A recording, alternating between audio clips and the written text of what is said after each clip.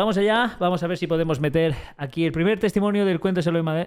Hola, Hola Emma, ¿me oyes? sí, te oigo perfectamente. ¿Cómo está? Es un gusto hablar contigo, porque te oigo siempre muy bien. Muchas gracias. Hombre, intento tener una buena conexión. Eso lo hemos aprendido en la escuela teocrática, Ah, en la vale, buena comunicación, ¿no? muy bien hecho, El, muy bien hecho. Siempre se quedan el cosas positivas. sonido modular, Bueno, pues ¿no? cuéntame. Esas cosas, esas son las cosas buenas que hemos podido aprender, ¿no? Sí, Siempre puede haber algo positivo de todo esto, ¿no? siempre debe. Claro, bueno, que te quería contar una curiosidad, más que nada, porque hace algún tiempo pusiste un vídeo de los hermanos que habían estado en prisión de la cárcel Modelo de Barcelona. No sé si tú te acuerdas de ese vídeo que presentaste. Es un Eh, vídeo de la Westover, ¿no? Que presentaba y que ponía como ejemplos a personas que habían estado en la cárcel y que llevaba a las mismas personas que sí, habían estado. alguien me comentó algo de eso, sí. A ver, Sí, pues recuérdame la memoria, por favor. claro, allí iba el hermano José Luis, que lo presentaban y hablaba, o sea, lo ponían en la cárcel Modelo, visitando la cárcel Modelo, porque allí pues habían estado en Barcelona, ¿no? Creo que fue un Habían estado broadcasting, por, ¿no? ¿No fue un broadcasting?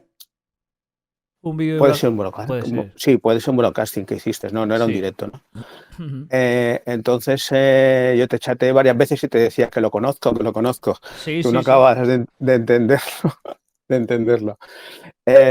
No sé si puedo decir su apellido, del apellido del hermano que salía. Es que allí ponía José Luis, ¿no? Lo digo porque curiosamente y la casualidad es que esa persona me llevó durante un tiempo al estudio, mientras yo era un bebé, un niño. Qué Qué fuerte. casualidad, ¿no? Qué pequeño es el Claro, mundo. no puede, ¿perdona? Que qué pequeño es el mundo, ¿no? Sí, claro, bueno, dentro de los testigos, que claro, yo al principio no lo reconocía, porque claro, estaba bastante más mayor, pero claro, cuando vi que se llamaba José Luis en Barcelona, cárcel Modelo, yo recordé que cuando él salió de la cárcel, el hermano que entonces me llevaba a mí el estudio se fue de precursor regular y yo pasé a ser su estudio, ¿no? Entonces tú eres un niño, no elegías, mi padre era opositor, ¿no? No quería que estudiáramos y entonces mi madre era la que organizaba un poco todo y yo iba a la casa de este hermano y allí hacíamos el estudio. Pues en principio, pues hombre, yo he hecho un poco de todos, ¿no? Pero entonces ya estábamos por la verdad que lleva vida eterna, eh, de ahí para adelante, ¿no? Estamos hablando un poco de los años 70 y algo, ¿no? 70 y algo, ¿no? El hermano se llama, no sé si puedo decir el apellido, ¿no? ¿Puedo decir el apellido del hermano? El Tú, primer apellido solo. el responsable eres tú completamente. O sea que. Bueno, en principio no creo que sea ningún secreto, porque hombre, por lo que yo vi, se encontraba bastante bien y se encuentra y ha perseverado, ¿no? En su idea y en su religión, ¿no? Se llama José Luis Buñuel.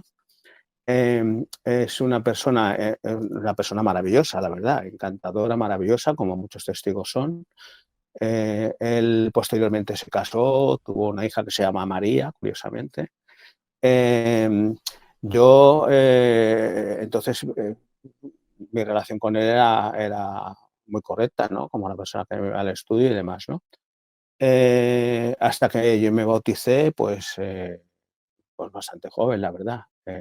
Sobre los 16 años me bauticé, eh, aunque en realidad eh, los ancianos se quejaban mucho de mí y no querían dejarme bautizar porque decían que que yo estudiaba la Biblia para buscar incongruencias. Bueno, tampoco es un Eh, problema. Quiero decir, claro, claro, no sé por qué tiene que claro. estar mal. A mí lo sorprendía es que la buscara, ¿no? Si ellos estaban constantemente invitando a investigar, a Exacto. saber, a decir, a ver si era realidad o no lo que creíamos, ¿no? Y claro, yo investigaba mucho hombre, incongruencias encontraba muchísimas, ¿no? Muchísimas, porque evidentemente entendemos que la Biblia es un libro que se ha escrito durante muchísimos años, y que todas las traducciones, los personajes de los que se hablan no se conocieron siquiera, nunca conocieron, ¿no? Los evangelistas no conocieron nunca a Jesús, por ejemplo, ¿no? Eh, entonces, claro, el tema es que yo incluso de pequeño siempre ponía todo en duda, ¿no? Me acuerdo un día que estaba haciendo un dibujo de pequeño en lo que siempre nos hacen, dibuja el paraíso, ¿no? Estaba dibujando el paraíso y dibujé un árbol seco. Y entonces se enfadaron conmigo porque decían que en el paraíso no había árboles secos. Y yo, claro, me quedaba un poco diciendo, entonces, dice, en el paraíso los árboles no se morirán, ¿no? Y los animales tampoco, tampoco. A mí me enseñaba un poco todo eso, ¿no? Y claro, yo decía, bueno, vamos a ver, si nosotros nos morimos porque hemos cometido el pecado original, eh, ¿qué pecado cometieron ellos? ¿Qué pecado cometieron los animales para morir o las plantas para morir, ¿no? Claro, ellos se quedaron sin respuesta y lo único que hacían es enfadarse conmigo y castigarme, ¿no? Era muy Pero es curioso. que de todas maneras en la Biblia no viene nada que hable de la muerte de los animales o de los árboles, es que no viene nada. Ya, bueno, en ese momento se enfadaron mucho, porque claro, yo entendía la vida como un ciclo normal, ¿no? Lo que te enseñaban en el colegio, ¿no? Nacemos, vivimos y morimos, ¿no? Y la vida en general tiene ese proceso, ¿no? Pero claro, a mí me sorprendía eso, ¿no? Que si nosotros veníamos de un pecado original y moríamos por ese pecado original, el resto de seres vivos, ¿qué pecado había cometido, ¿no? Porque teóricamente, si todo iba a ser tan maravilloso, ¿por qué tenían que morir? Bueno, la cuestión está de que hombre, me bauticé pues, por la presión social, por el tema de las amistades, pues es un poco lo que muchos tenemos. Básicamente, la verdad es que era bastante mal testigo de Jehová, se notaba mucho que era un tema social, básicamente, ¿no? Bueno, entonces, nada, era comentarte eso del tema de la experiencia y del hermano, que curiosamente lo conozco, que me sorprendió mucho y me alegró mucho verlo. Y que sí que fue un ejemplo entonces, era un ejemplo para los testigos, ¿no? Claro, la pena que ahora mismo, sabiendo lo que sabemos en relación a la secta, bueno, yo afortunadamente salí muy pronto, ¿eh? Y pude estudiar, pude hacer mis estudios, pude hacer una carrera de económicas, pude rehacer mi vida. Al entrar a la universidad pude resolver un poco el tema de los amigos, porque claro, te quedas sin apoyo, se te quedas sin familia, te quedas sin amigos. Yo afortunadamente desde muy joven trabajaba mucho y ganaba bastante dinero, de manera que pude rehacer mi vida bastante, bastante fácil. Yo sé que otros al salir no lo han tenido tan sencillo, ¿no? Sobre todo en el tema social te encuentras muy perdido. Al menos yo me encontré muy perdido por lo menos el primer tiempo, ¿no? Primer año, una cosa así, te das cuenta un poco la realidad, la simulación que tienes de amistad con los hermanos, ¿no? Porque es una simulación de amistad y que en realidad no le importas a nadie, importa más la secta, importa todo lo que conlleva de mantener la mentira, ¿no? Porque, hombre, yo creo que todos los que estamos en este lado sabemos perfectamente que todo es una Hoy mentira. Bueno, alguien disculpar, está... sí, es mi hija. Tengo una niña discapacitada, Ah, mira, 90%. y está Sí, estornudando. claro, ya que he comentado esto, me quería comentar otra curiosidad, Dime. porque, claro, mi hija pues es una gran discapacitada, ¿no? Tenemos que estar pendiente constantemente de ella, ¿no? Ujú. Eh, entonces, yo sabía que, hombre, yo siempre entendía que los discapacitados y todo eso, según las normas de los testigos de Jehová, podrían resucitar, ¿no? O sea, sería ilógico, ¿no? Pero una vez me encontré unos testigos, ya habían pasado muchos años, en la calle me predicaron y les pregunté, ¿no? Que qué tenía preparado su Dios para mi hija. Y, y me sorprendió la respuesta, ¿no? Porque primero la respuesta no me la dieron inmediata, ¿eh? Me hicieron para hacerme una revisita, ¿no? No me importó. Te respondemos después de la Y publicidad, ¿no? sí, claro, pero cuando vinían con información y me dijeron que mi hija resucitaría, pero que no sería mi hija. Claro, yo me he quedado un poco parado así, digo, vamos a ver, que no, porque como tiene pues es discapacidad física y psíquica, ¿no? Y claro, me sorprendió mucho, ¿no? O sea, la información, ¿no? Diciendo que no, que en realidad pues mi hija no tiene derecho a resucitar como ella es, ¿no? Sino que mi hija sería resucitaría, pero con otro físico y con otra mentalidad, y entonces no sería mi hija. Claro. Entonces, claro, me sorprendió todo eso porque ellos hablaban, o sea, no te lo decían directamente que era una reencarnación, pero era como si fuera una reencarnación. Y yo decía, vamos a ver, ¿cuándo han creído los testigos de Jehová en la reencarnación? Pero lo que te explicaban era lo mismo, exactamente lo mismo de la reencarnación. Claro, me dices, hombre, puede ser un testigo de Jehová que no se hubiera informado bien. Pues no, te digo por qué no. Porque el que vino a mi casa era un ungido de los que quedan en España, que no sé si todavía, porque esto hace ya algunos años, si todavía vive, es uno que vivía en Granada, en la zona de Las Gavias No será o el de... testigo humano que está en Facebook. ¿El cual? Un personaje que está en Facebook que se llama Testigo Humano o algo así. También lo conoce Enrique Carmona. No, pues no te sé decir, porque a ese nivel no Hace mucho tengo, no tiempo. tengo, no tengo conocimientos. Entonces vino y me contó eso. Claro, me sorprendía todo eso, esa situación, y que pudiera decir eso, ¿no? Claro, en realidad muchas veces sobre estos temas existen muchísimas dudas y muchísimas versiones, ¿no? Pero hombre, si existe Dios y tuviera o pudiera hacer que de verdad sanáramos, hombre, yo creo que tendría el poder para hacer que mi hija fuera mi hija, me reconociera y fuera mi hija, y poder hacerlo. Yo lamentablemente no creo, quiero decir que yo estoy en la parte un poco más como tú, ¿no? Un Ya. poco más de ateo, ¿no? ¿Por qué? Porque, hombre, en realidad la vida me ha demostrado que creer en un libro que no llega a ninguna parte, y todas las religiones son falsas, todas las religiones dicen de las demás religiones que son falsas, y en eso todos aciertan, claro. Y en relación a los testigos de Jehová, cuando te hacen los estudios y todo eso, claro, lo primero que te enseñan es que el resto de religiones son falsas. Pero claro, el que el resto de religiones sean falsas no indica que la tuya sea la verdadera. Exacto. Claro, Sí, sí, exacto, exacto.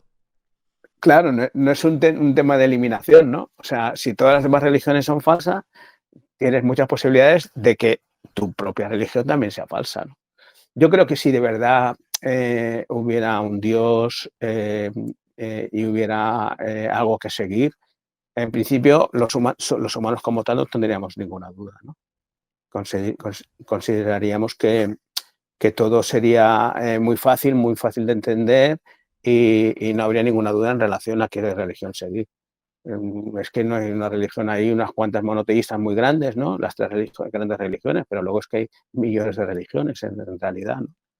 Y la más seguida de todas, curiosamente, lo que pasa es que siempre estamos escondidos por la persecución que se hace es a los ateos, ¿no? Los ateos, en realidad, somos el 40% de la población humana. Lo que pasa es que al final nos dejamos llevar por temas sociales y no imponemos nuestro criterio. ¿Por qué? Porque además discutir con un tonto es que no tiene mucho sentido. Entonces, al Aparte, final, eso, yo no discuto, por al ejemplo. final es que además ¿Perdón? que te enferma discutir con alguien que no, o sea, porque es tan estúpido discutir con alguien a lo que no va a llegar a ninguna conclusión, es perder el tiempo. Sí, claro. El otro día me contaron una cosa muy curiosa que me decían, dice, mira, tú sabes lo terrible o lo verdaderamente inútil que es discutir de religión con un testigo de Jehová. Dice, pues imagínate discutir con un facha pobre, ¿no? Eh, Bueno, y no, claro, verdaderamente estarían un poco a la par, ¿no? No sé qué sería peor. En realidad, la creencia viene por un tema social, y tú lo mantienes por un tema social como una manera de vivir, igual que todo el resto que tú has vivido, has aprendido, y lo tienes como un tema social. Y el respeto que tenemos o mostramos a las religiones es por un tema social, ¿no? ya. El problema es que el resto de religiones tú puedes convivir más o menos con tu familia pensando diferente. Con los testigos de Jehová ya sabes que no. Te separa totalmente de la familia y te separa totalmente, tú no puedes pensar diferente. Además, te conviertes en esto que decimos aquí, en apóstatas, ¿no? Entonces, al ser apóstatas, ellos tienen que ignorarnos, ¿no? Aunque luego hagan las equilibrios estos estrambóticos que hacen para hacernos creer que han cambiado las normas. Hay normas que no van a poder cambiar nunca, ¿no? Exacto. Bueno, en principio, pues es un poco lo que te quería comentar. No sé si tú tienes alguna pregunta sobre lo que he dicho. No, nada, a ver, está bastante claro y la verdad es que cada intervención que tienes nos sorprende con un dato nuevo que no conocíamos, con nuevas luces que arrojan en este No, caso ungidos, que es lo que estabas claro, diciendo. Dime, dime. a ver si el grupo puede aportar algo, tú puedes buscar algo, alguna información, o el grupo puede aportar algo en relación a eso. Pero claro, me parece muy injusto y ya vamos, yo como testigo de Jehová, si fuera testigo de Jehová ahora mismo y me dijeran eso, consideraría muy injusto que personas por tener una discapacidad física o psíquica severa tuvieran que nacer o ser resucitadas siendo otra persona. Yo creo Me que parece. si es ungido, pues como ha dicho Rómulo en Twitch, hasta la propia organización dice que los que participan en el emblema o se creen ungidos tienen problemas mentales. O sea que tampoco Ah, creo que haya que tomárselo demasiado a pecho como si fuera una verdad pulida en piedra, porque el que está ungido claro, no. evidentemente está también más para allá que para acá. Imagínate, ¿crees que has recibido el Espíritu de que vas a gobernar junto con Dios y Jesucristo? O sea que imagínate el Bueno, él nivel. lleva, él, él lleva muchos años, era una persona muy conocida. Yo fíjate que estoy hablando de él, saldría en el 80, 80 y pico, 70 y pico, 80 y pico, y ya se conocía que había un ungido en Granada, ¿no? Yo creo Y que que era creo que conocido. estoy hablando de la misma persona. Si hace mucho tiempo a ese tío, si hace mucho tiempo de eso que tú me dices, a ese tío lo llegaron a expulsar y tiene un perfil en Facebook que se llama Testigo Humano, que él cree que es ungido y que Enrique Carmona me ha hablado muchas veces de él porque Enrique Carmona es de Granada y que lo conoce. Y yo creo que es él. Lo que pasa es que no me acuerdo cómo se llamaba. Él era, en ese momento vino muy mayor, vino con su esposa y vino con su hija. Vinieron tres a verme. Entonces yo vivía en Granada, ahora ya no, pero vinieron a verme a mi casa de Granada. Y todo porque se me ocurrió preguntar, hombre, más o menos lo tenía claro, pero quería corroborarlo, ¿no? ¿Qué piensan los testigos del futuro de mi hija, ¿no? ¿Qué futuro tendría mi hija según los testigos de Jehová, ¿no? Bueno, en principio he de decir que a pesar de la gran discapacidad de mi hija, es una niña feliz, es una niña adorable, feliz, está muy bien cuidada y es parte de mi vida, claro, y me llena mucho, ¿no? Quiero decir que el atenderla y el cuidarla Claro. es algo que hago desde el corazón de apóstata, pero que en definitiva pues somos tan humanos y tan personas como cualquier otro y hacemos las cosas, pues en este caso no por un amor a Dios, sino por un amor a los seres vivos, a nuestra familia, a nuestros seres queridos y a los seres vivos y apoyamos y aportamos todo lo que podemos para contribuir a la felicidad de todas las personas que nos rodean, ¿no? Y sin importar qué creencia tienen o cómo piensan, ¿no?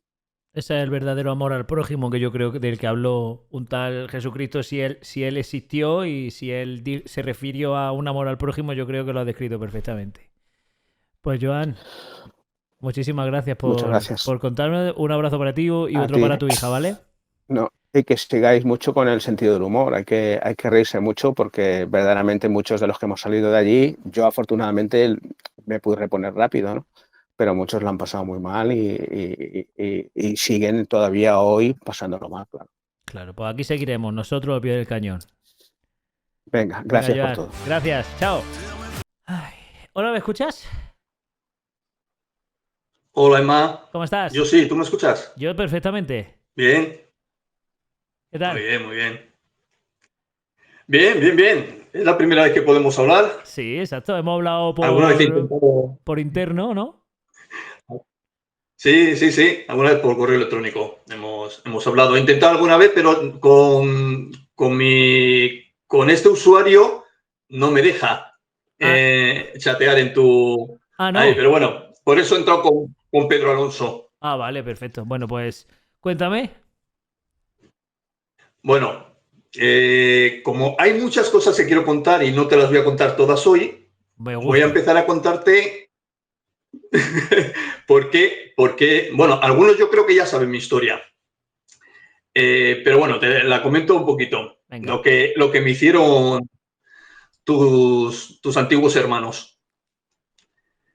Bueno, pues yo hace unos 8 años así intenté, bueno, intenté no, me aparté un poquito, dejé de ir a las reuniones y eso era algo que la que era mi mujer no lo supo encajar bien. Entonces lo que hizo es ir un poquito como de víctima. Él iba a todos los hermanos, que además yo era testigo desde muy pequeño. Entonces, mis únicas amistades y eso eran solo testigos de Jehová. Pues intentó ponerlos a todos en contra, diciendo que yo estaba opuesto, insinuando que era apóstata, cosas de esas, cosa que era totalmente falsa, porque ella conmigo podía hacer lo que quería. Si nuestro hijo era pequeño, ella quería ir a predicar, tú no te preocupes, tú vete a predicar, que ya me quedo yo con el niño. Cuando en la pandemia escribían las cartas, pues como es costumbre, tienen muchas faltas de ortografía, pues yo se las corregía, yo le decía esto mejor dilo así, ¿no? O sea, yo siempre la apoyaba en todo. Pero bueno, ella no lo supo encajar y entró en ese papel. Ya llegó a un punto que una de las cosas que más me molestaba es que ella siempre hacía más caso a los ancianos que a mí. Y en todo, ¿eh? Si tenía que ver con temas de educación de los chavales, también. Y eso me molestaba mucho. Que alguien quisiera tomar el papel mío, vamos, de padre. Entonces, bueno, por esas cosas suele discutir mucho con ella. Entonces llegó un punto que dije, mira, yo ya no aguanto más. Cuando el chaval pequeño sea mayor de edad, yo no voy a seguir contigo. Y me dice, como se te ocurra separarte, voy a alegar malos tratos. Bueno, se quedó así, me molestó porque le dije, vale, tú siendo testigo de Jehová, o sea, que vayas mintiendo, sabiendo que eso es mentira, que eso no es verdad. Y dice, yo sí, porque yo me siento maltratada psicológicamente, no sé, bueno, ya sabes, esa historia. El caso es que, bueno, pasa el tiempo, llega la pandemia. Yo trabajaba entonces de docente. Bueno, un poquito antes de la pandemia, decido dejarlo y buscar un trabajo, aunque de docente ganaba bien, son trabajos que al final te sale un curso a lo mejor de 4 meses y luego pasan un par de meses más o 3 y no te vuelven a llamar para otro. Entonces, bueno, quería algo más estable. Entonces, no me importó dejar el tema de docencia, aunque era lo que me gustaba, por buscarme algo más sencillo y que todos los meses pudiera traer dinero porque ella no quería trabajar. ¿Qué pasa? Llega la pandemia y uno de los trabajos que yo tenía me suponía una tercera parte de mi sueldo, lo pierdo. Entonces me quedo con 1.000 euros, unos 1.000 euros más o menos. Y teníamos gastos con hipoteca, ya sabes, gastos de agua, luz y todas esas cosas de 1.400, 1.500. Y le digo, necesito que te comprometas ahora un poco, busques alguna cosita y me ayudes en la economía de la casa. Y me dice que no iba a trabajar, que no se encontraba bien, no sé qué. Bueno, ya sabes, también de todos modos, ya sabes, no todos los testigos, pero muchos testigos que son fanáticos, pues, ¿para qué van a trabajar o van a hacer otras cosas si mañana viene Armagedón? Entonces, mi ex era así. Voy a rechazar una llamada, no sé si se escuchará, pero la voy a rechazar. Vale. Bueno, si quieres te muteo aquí. No, vale. Que yo pensaba que... No, vale. no, ya está. Okay. Ya está. Espero que no insistan.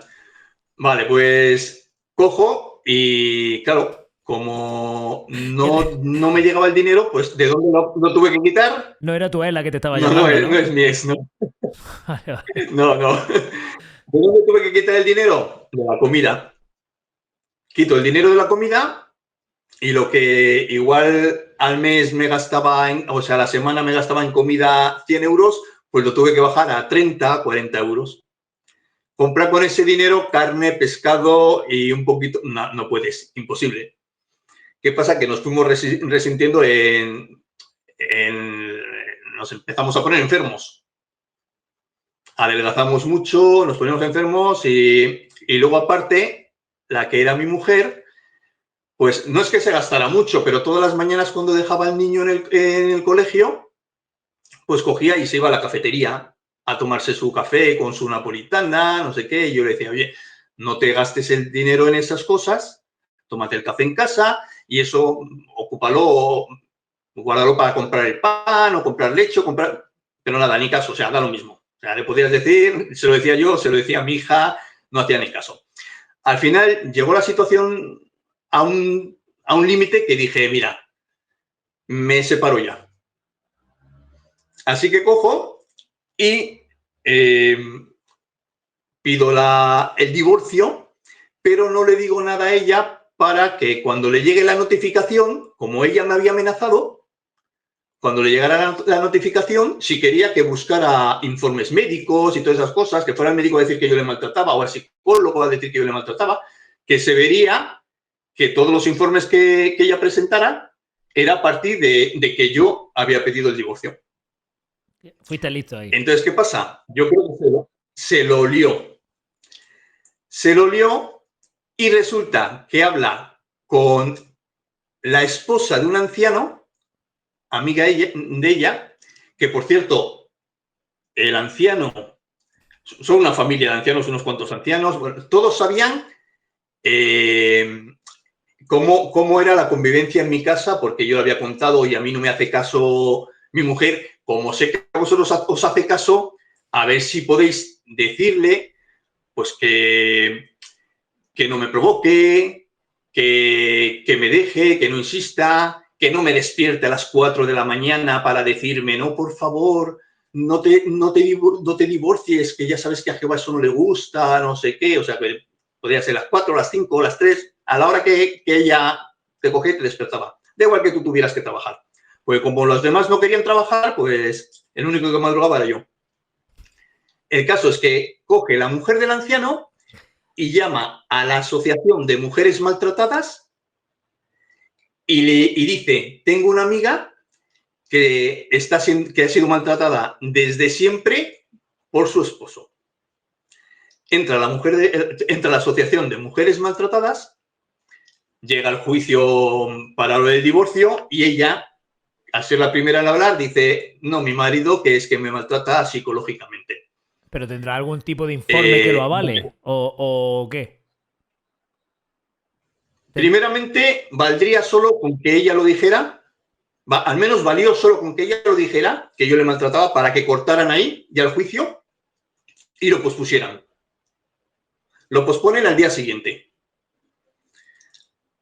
Para entonces ya tenía ella también el informe de la Asociación de Mujeres Maltratadas, que había recibido la llamada de la que yo me enteré que era esposa de un anciano. Y llevaba como testigo al juicio, llevaba a la esposa de otro anciano que era hermana de la que me había denunciado. Y el marido también se presenta allí en el juzgado. O sea, el texto este de no llevar a los hermanos a juicio y esas cosas, pues bueno, ya sabes. La madre del cordero, pero que el caso es que pringaron a toda la congregación allí prácticamente. Joder. Pues llega el día siguiente y me presento allí, le hacen entrar a ella. A mí me dice, no, tú no puedes entrar, ni la que traes como testigo tampoco puede entrar. Solo va a entrar tu mujer. Entra mi mujer y dice que no solo le maltrataba psicológicamente, que también le maltrataba físicamente. Claro, ya cortan todo y ¿qué hace la fiscal? Que me pone una denuncia a mí y me abren un caso para un juicio y para investigar a ver si eso era verdad. Yo sin poderme defender, sin poder decir nada durante 6 meses. Yo solo pedía que me dejaran hablar 5 minutos, porque lo iban a entender todo. Yo para entonces había pedido un estudio psicosocial, que nos hicieran un estudio psicosocial a todos, porque yo sabía que ahí iba a salir muchas cosas. Porque la que es mi exmujer tenía patologías médicas, o sea, tenía enfermedades y se iba a entender muchas cosas. El caso es que nada, esperando, llega el día del juicio, el penal, el que era para mí, y viene como mi testigo, viene mi hija mayor, que en un principio no queríamos que se metiera en nada, pero ella me dice, Aitá, tú no te preocupes que yo no pienso consentir que te dejen de maltratador porque eso es mentira. Qué fuerte. Claro, tú imagínate en qué posición se queda mi hija. Tiene que defender a uno de los padres y ponerse en contra del otro. Pero ella dice, yo tengo que hacer lo correcto. Cojo, voy, le mandan testificar a mi hija, todo a puerta cerrada, no nos escuchamos a ninguno a la otra parte. Primero entra la que era mi mujer y testifica y cuenta su versión de cómo la ha maltratado psicológicamente y cómo la ha maltratado físicamente. Entra mi hija y cuenta su versión. 3 minutos, 3 minutos que testificó mi hija bastaron. Y luego entro yo y cuento mi versión, que no tardé ni 10 minutos. Para que me lleguen al poco tiempo las 2 sentencias. La sentencia del divorcio insinúa que se observa maltrato psicológico de la esposa hacia el esposo. Y en la sentencia del juicio penal contra mí, lo dicen totalmente claro. O sea, la tratan como si fuera una persona desequilibrada, desquiciada, no sé qué, no sé cuántos, porque eso ya lo conté el otro día de dónde viene lo del maltrato físico. Porque os quiero contar lo que pasa después.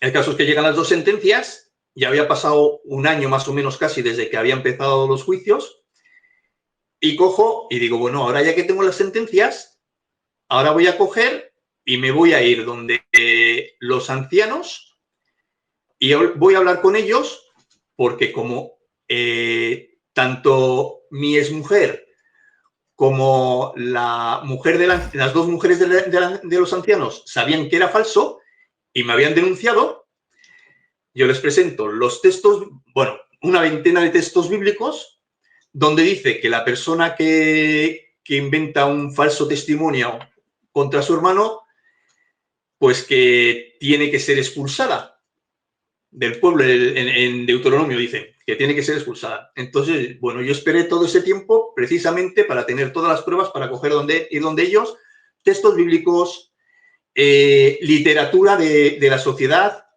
todo. Les llamo y no se quieren poner en contacto conmigo. Para eso yo estaba en 2 congregaciones. Yo había estado en la congregación de Hernani, en el norte de España, en Guipúzcoa, que esa había sido la congregación que había estado desde pequeño. Pero cuando yo dejé de ir a las reuniones, iba a una congregación vecina que era la congregación de Andoain. Intento ponerme en contacto con los ancianos de las 2 congregaciones para que ellos dijeran a ver si ellos habían visto alguna vez que yo hubiera maltratado psicológicamente a mi esposa. Porque ellos saben, y lo deberían saber todos, que hay una norma interna, en el libro Pastorén además también sale, de que si se observa que una parte de la pareja maltrata al otro, pues se le tiene que llamar la atención. Y si no cambia de proceder, se le tiene que expulsar. Claro, conmigo no me habían llamado nunca la atención porque sabían que era mentira. Es más, la mayoría de la congregación decía, Pedro, si nosotros ya sabemos que eso es mentira, no sé qué, no sé cuántos. Saben que es mentira, pero apoyan a la persona que está dentro. ¿Qué pasa? Que no se quieren reunir conmigo. No se quieren reunir conmigo, pasan 2, 3 meses y les digo, mira, como no os reunáis conmigo en una semana, mando una carta a Betel. Pues pensarían que iba de farol, así que cogí y mandé una carta a Betel. Mandé una carta a Betel, en 4 días ya estaban hablando conmigo. Les cuento lo que ha pasado, mira, no sé si sabéis, esto es lo que ha pasado, no sé qué, no sé cuánto. No sabíamos nada, no sé qué. Digo, pues esto, ojo, lo has tenido que pasar súper mal, Pedro, yo no sé qué, ya lo sentimos, no sé qué, no sé cuánto. Le digo, vale, pues ahora, con estos textos bíblicos y con las publicaciones que eso, lo que pido es que expulséis a esas personas. Se les cambió la cara, ya dijeron que no expulsaban. Digo, ¿que no les vais a expulsar? Vale, como no las expulséis, cojo, me desasocio y comento, hago público lo que habéis hecho conmigo. Y dijeron que no las expulsaban. ¿Por qué no las expulsaban? Porque era la mujer de sus amigos ancianos. Nepotismo. O sea, protegiéndose entre los familiares y luego pues protegiéndose entre los amigos. Es por eso por lo que yo me abrí los canales en TikTok y en YouTube para exponer ese caso. Y eso, pues, claro, ya empezaron con la táctica de, para que el resto de la congregación no hablara conmigo, de decir, Pedro es un apóstata. Aunque yo toda la información que doy es verdad. O sea, es de lo que me ha pasado a mí. Y además que lo puedo demostrar porque tengo grabaciones, tengo correos electrónicos, tengo llamadas, mensajes de WhatsApp, tengo todo eso, lo puedo mostrar. ¿Y qué pasa? Que resulta que se reúnen con los dos ancianos, que sus mujeres me habían acusado falsamente, y para ver qué hacían y no sé qué. Y cogen y dicen ellos, no, es que nosotros creemos que hemos hecho lo correcto. Porque pensamos que Pedro maltrataba a su mujer. Y yo cojo y les digo, bueno, pero es que yo os puedo demostrar que os están engañando. O sea, yo tengo mensajes, correos electrónicos, grabaciones de teléfono donde se les escucha que me están diciendo, Pedro, nosotros te queremos a ti, lo de tu mujer es una patología, ten paciencia, no sé qué, no sé cuánto. Tú tienes una sentencia. Simplemente. Y además tú tienes una sentencia. ¿Cómo? Que además tú tienes una sentencia. Eso es, tengo dos, además. Y además es que son súper claras, ¿eh? O sea, no se cortaron en nada decir las cosas. Y cogieron y llevo, pues, algo más de año y medio, así, que no han querido hacer nada y no tienen pinta de hacerlo. Así que yo hago mis cositas, pues cuento un poco las cosas, por aquí también publicidad, pongo publicidad. Un día puse publicidad en parada de autobuses, esas cosas, no hablando mal de los testigos de Jehová, sino hablando de ciertas conductas que la sociedad, o sea, las personas, la sociedad en la que vivimos, no tienen que permitir. Pues, por ejemplo, tapar esos casos donde se calumnia a otra persona, porque al final es un delito. De cara a la ley del Estado es un delito. El calumniar, el injuriar a una persona. Y, bueno, la Fiscalía le llama a mi mujer, a mi exmujer entonces, para hacerle un juicio a ella porque había mentido, se descubrió que había mentido, y porque además había ella confesado que me había agredido a mí en alguna ocasión. Y me llaman a mí para testificar. Yo pensé que era contra la mujer del anciano. Entonces yo voy allí y me dicen, no, es contra tu exmujer. Y les digo, mira, llevo 8 meses ya divorciado, cada uno ya estamos haciendo nuestra vida, mis hijos lo han pasado muy mal y no voy a hacerles pasar más tiempo, o sea, que lo sigan pasando mal. No voy a testificar en contra de mi exmujer. Dice, bueno, igual la Fiscalía lo lleva adelante. Le digo, pues lo debería llevar, porque esas cosas tampoco se pueden permitir. Pero yo, mirando por mis hijos, preferí no hacer nada. Que eso a la larga ha contado a mi favor, porque mis hijos, que lo han visto todo, pues ya te puedes imaginar al lado de quién se posicionan. Claro.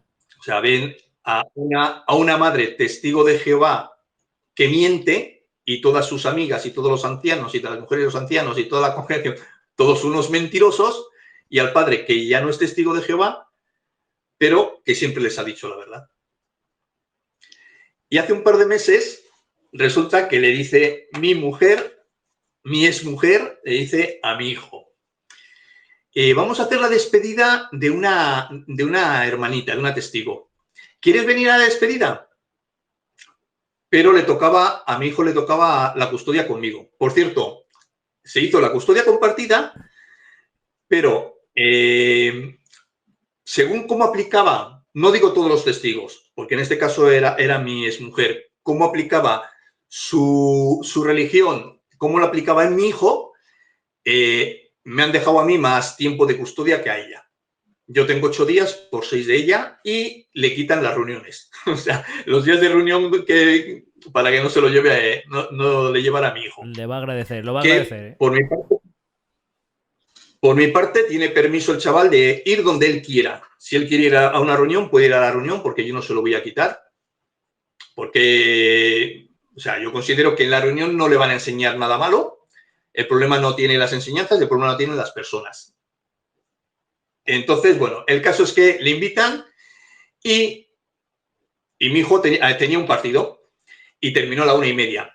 Y le dice a su madre, quiero ir, pero mi exmujer no le podía llevar. Le digo, vale, le voy a llevar yo al restaurante, pero que sepas que para la hora que yo llegue, yo me voy a quedar comiendo en el restaurante. Vosotros estáis en vuestra zona y yo me quedo en otra zona que está habilitada para otros comensales que no sois los testigos de Jehová. Y voy allí, dejo al chaval y me dice la camarera, ¿te quieres poner allí? No, yo donde ellos no.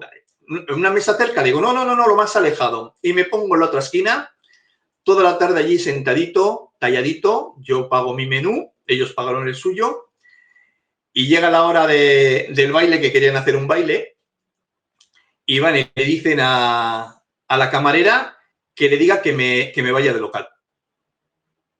Y yo le digo, yo no me voy a ir del local. O sea, esto es un local público, yo he consumido aquí, yo os he pedido permiso para quedarme hasta que mi hijo se quiera ir y yo no me voy a ir. O sea, le dices que vengan donde mí, me lo digan a mí directamente.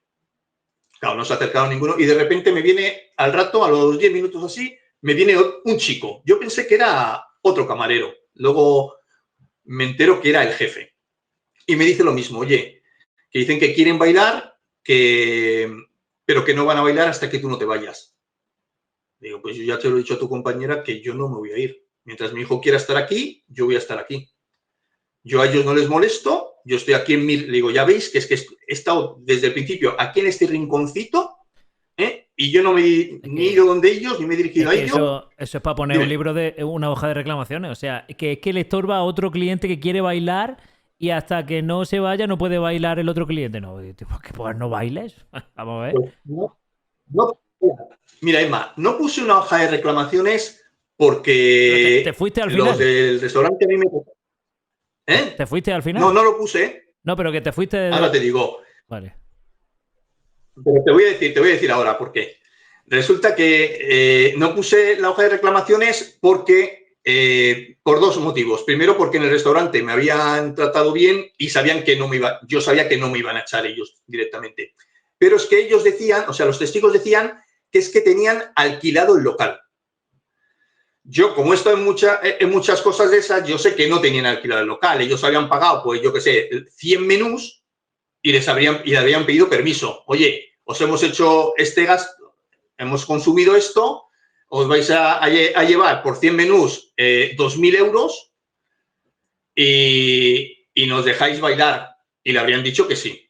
Entonces, como yo no estaba seguro, tampoco quise ni armársela allí, ni llamar a municipales, ni nada, porque si no lo hubiera hecho. Si yo estoy seguro de que, seguro al 100%, de que no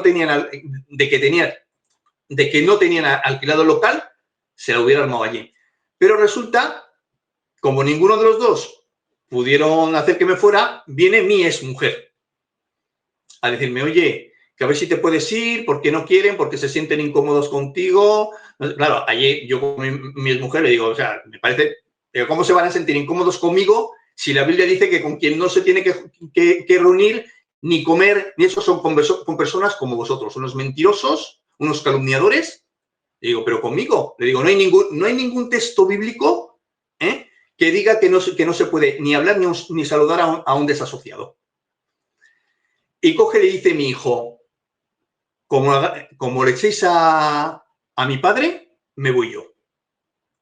Y le digo yo a mi exmujer, pues mira, le digo, lo primero, mira el testimonio que estáis dando, primero a tu hijo y luego a los del restaurante. Le digo, pues ahora te va a tocar a ti elegir, ¿qué prefieres, a tus hermanitos o a tu hijo? Y sabes lo que hizo, ¿no? eligió a sus hermanitos, permitió que se fuera su hijo. Y como mi hijo ya se iba a ir, yo allí no pintaba nada, porque no me interesa estar al lado de esa gente. Pues sí, la verdad es que sí. Y bueno, eso es una de las cosas. Otro día ya entraré y te comentaré qué pasó con lo de la denuncia por malos tratos, porque vais a alucinar. Vale, pues mira, a Pedro lo podéis encontrar en TikTok y en YouTube como 10 Irae, ¿no? Me imagino. Vale, te voy a decir una vez más, porque la vez que te quise decir cómo se pronunciaba, me mandaste a tomar. Sí, con mi gracejo que me caracteriza. Vale, se escribe 10 Irae, se dice 10 Ire. Pero bueno, da lo mismo. Da lo mismo. Vale, perfecto. Pues ahí lo podéis seguir, se escribe así, 10 Irae, y se pronuncia efectivamente como bien ha dicho. Ya ha venido Laura con la cerveza, es que está aquí en la puerta. 18 latas, muy bien hecho. Vete a verla en el congelador, porfa, corriendo. Perfecto, Laura. Para mí también, ¿no? Sí, dice que se la ha traído a él también. Bueno, pues amigo, pues ahí lo podéis encontrar en las redes sociales. Gracias. Así como está poniéndome en el chat, así se escribe. Bueno, amigo, pues te espero en la siguiente ocasión, ¿vale? Venga, Emma, un saludo. Gracias, chao.